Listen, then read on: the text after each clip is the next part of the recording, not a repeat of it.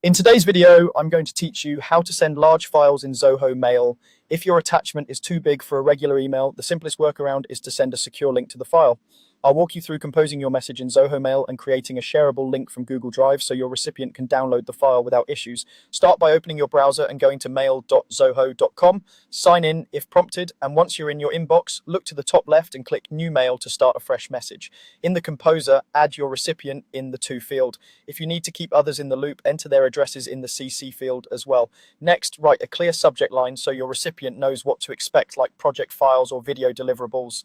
Now compose your message in the body. It helps to mention that you're including a link to a large file so the recipient knows to look for it and understands why there isn't a traditional attachment. Leave that draft open, then open a new browser tab and go to Google Drive. Locate the large file you want to send.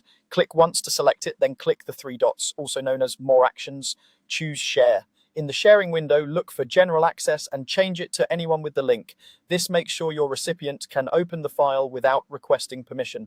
As a best practice, keep the role set to Viewer so people can't edit or delete your file. When that's set, click Copy Link so the link is placed on your clipboard, and then click Done to close the sharing window.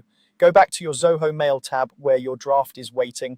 In the message body, paste the link you just copied. You can add a short line above it, such as "Here's the download link," along with any notes about what's inside or when the link will be needed.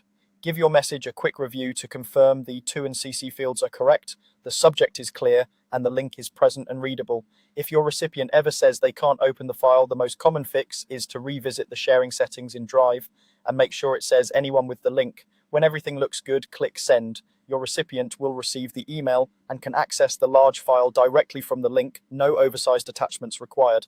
That's it, you've successfully sent a large file using Zoho Mail and a Google Drive link.